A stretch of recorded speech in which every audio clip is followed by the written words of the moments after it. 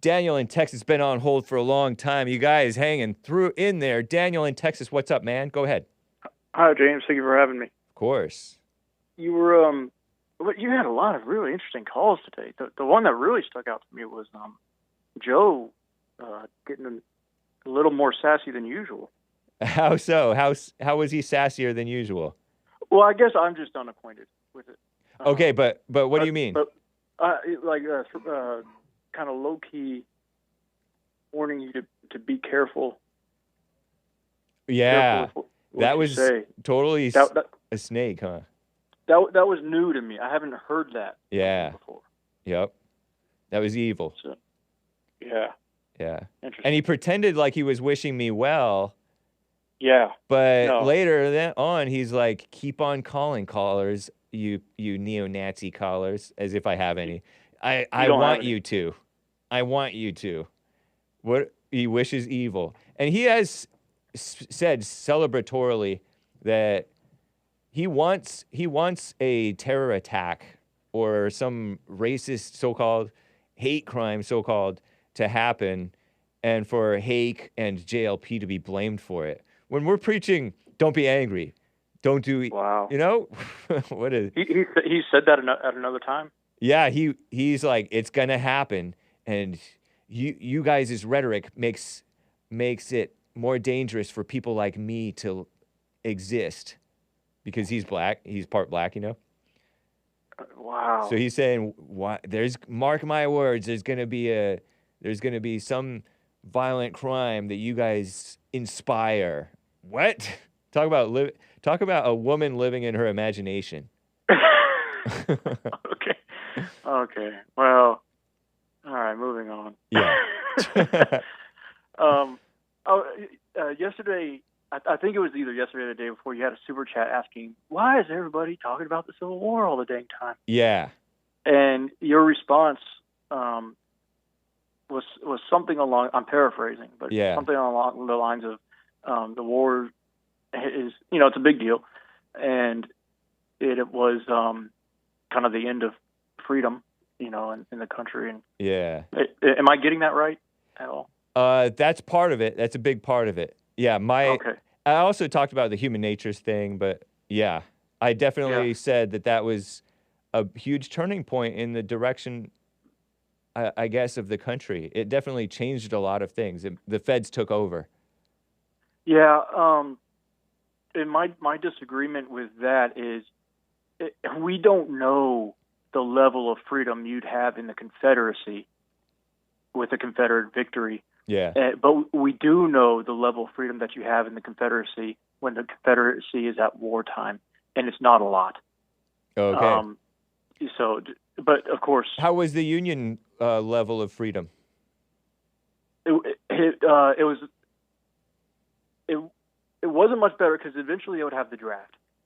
However, it was more so in the Confederacy that your level of freedom, your volunteer, when the war starts, they don't have the draft on either side, right? The draft doesn't come until a few years later for the Union, but for the Confederacy, it essentially starts at the beginning, because what happens is the volunteers sign up for a year, and they all think we're going to be done with our service, and then there will be a new flux of recruits, the volunteers, to continue the fight, and they extend their volunteer requirements for additional time as the war goes on. Yeah. So effectively, in practice, what happened was, when you signed on in the Confederacy in the beginning, you were essentially in for life. Wow. So in practice, that's what ended up happening. It wasn't what was intention. It wasn't the intention, but that's what ended up happening. Yeah. And most of the desertion spikes in the Confederacy came from that initial extension of their service. And many of the letters written by the soldiers were basically that they've been shafted. And so there's a lot of Confederate, essentially deserters. Yeah. And there's an argument to be had on whether or not, I mean, they are deserters because they're soldiers leaving the fight when they're being required to continue to fight. But these deserters, there's one of which that had penned a letter to, with the attempts of Jefferson Davis receiving it, and it was essentially to heck with you and your inwards.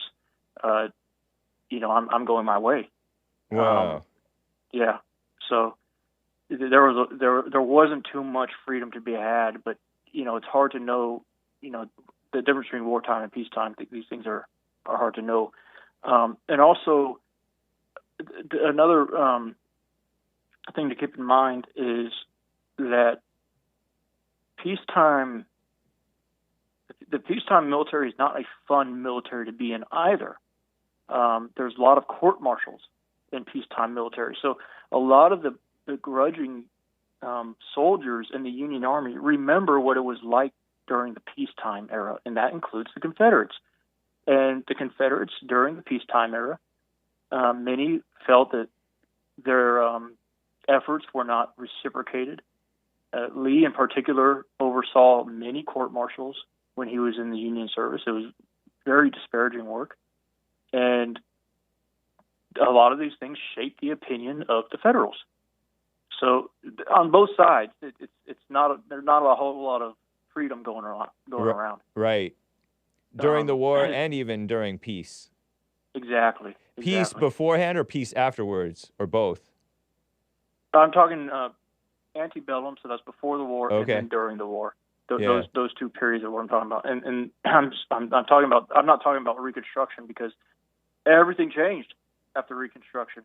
And the reason why I'm talking about the war in particular is because that's when a nation had been created. It was essentially two modern nations. Yeah. And Abraham Lincoln saw it as a modern nation when it met his expectations for doing what he needed to do. So, for example, if you have a rebellion and you want to internationally have a blockade recognized, right? You're going to blockade this rebellion. Yeah. Well, you can't blockade a rebellion because it's your own country. So you'd be blockading yourself. Uh-huh. So in that regard, Lincoln would have to say, well, it is another country that I'm blockading. And that's what allowed him to do the blockade internationally, is that he had to essentially, in this occasion, recognize that the Confederacy was a nation. Right. Nice. So that's why I say this is two modern nations. This isn't a war between states. Yeah. I think that's dumbing it down. And by the way, the term war between states, it's not a uniquely Southern term. Grant used that term. Wow. So it's not these different word plays. They aren't. They're not that clever. Uh-huh. They're words that everybody used on both sides. Yeah. Right. So anyway. Now, what's your take on this insurrection thing on Trump? Since they're using that they're using this insurrection clause from the 14th Amendment to say that Trump is an insurrectionist. Is that even valid to call what the South did against the North in fighting against them an insurrection? I think it's valid because to the victor go the spoils. And essentially, in practice, the victor gets to say what happened. Oh. So would you personally characterize it as an insurrection? I think it would be. Wait, Trump or no? I'm talking about the Civil War. Yes, Confederacy. I think you could characterize it as many things, and I think an insurrection would be one thing that you could call it a slaveholder rebellion. You could call it a number of things. But what would you characterize it? You're saying you could. You're saying you could. A lawyer could say stuff, because lawyers say stuff that aren't necessarily true, but it's just a characterization. What would you say is the most accurate? I would say that it is an American Civil War, and it is a war between two modern nations. Yeah. So you wouldn't call it an insurrection, but whatever you want to call them, the former enemy shouldn't hold office. The leaders of the foreign enemy nation, former enemy nation that you've just re-annexed, basically, should not hold office, because to the winner gets the spoils. But here's the thing, James. Yeah. I would call it an insurrection before I called it a war of northern aggression. Oh, wow. Really? Yes. Why is that? Because a war of northern aggression implies that the war was wanted by a particular side, that the war was... Nobody wanted this war, James. And yet they both fought it. They were both belligerent. Yeah. And one was insurrectionist, and the other was imperial. And I mean, that's the bottom line. So insurrectionists, in that the Imperials were claiming them. So since the Imperials were claiming them, trying to hold on to them, they were insurrecting because they were trying to insurrect to get out, get away. Kind of like this black guy, Walter Scott, was fighting against the officer Michael Slager to try to get away, and he ran away, and then Slager shot him in the back. Well, I think we're kind of splitting hairs here, and I think we're just splitting hairs. Yeah. I just want to kind of convey my opinion on it, and that is the Northerners are tied into this war because I know that I had asked you about your sympathies towards the Confederacy in the past, and it came down to abolition, that you saw abolition as an aggression into the South.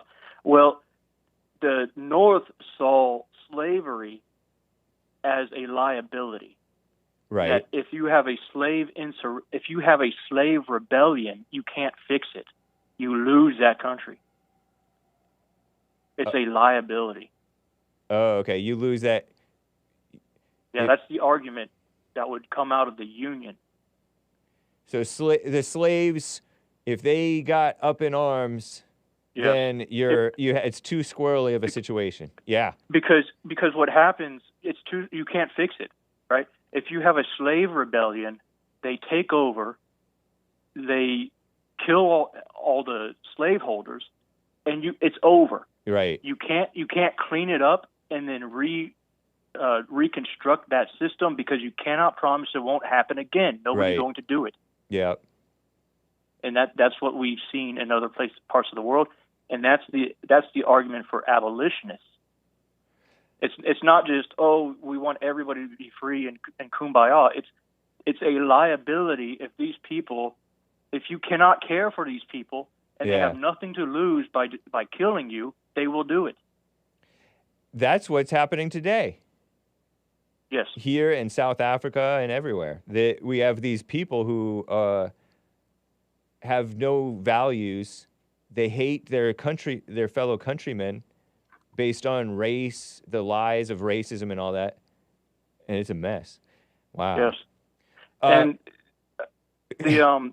go ahead. It was a liability. It wasn't even a figurative liability. Right. And these things were happening. There were slaves that were escaping to the north.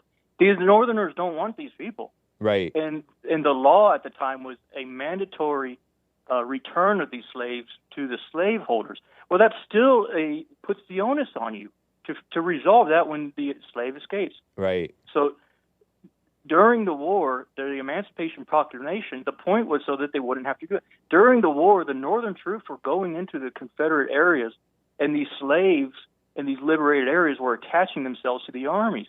And the armies had no other recourse with these people other than to give them to other slaveholders. So they would round up these people, and they would go to the other slaveholders and basically send them over there where the fighting wasn't going on. Yeah. And they would say, these are your problem now. And Abraham Lincoln said, in order to mitigate this ability for the South to use its manpower slavery, we are going to free all slaves in the Union. Yeah. And that will absolve us of our responsibility to return slaves legally to their masters.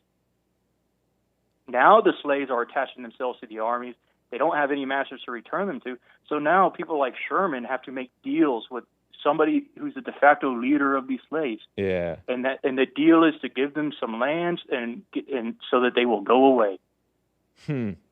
Was that the 40 acres and a mule crap Sorry, kids. I think that came late. I don't know the details of the 40 acres and the mule stuff. Okay. Yeah. It may be part of it, but I know that Sherman and Grant, Sherman in particular, would have parlays with these freed, these slaves that were no longer slaves because of these campaigns and the emancipation. And what's a parlay? A talk. Oh, okay. He would talk to these slaves, and the way that he would do it was he would just the slaves would pick somebody who would be their spokesperson.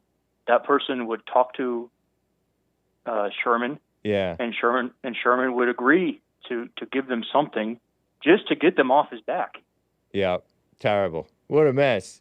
What a terrible mess. Yeah.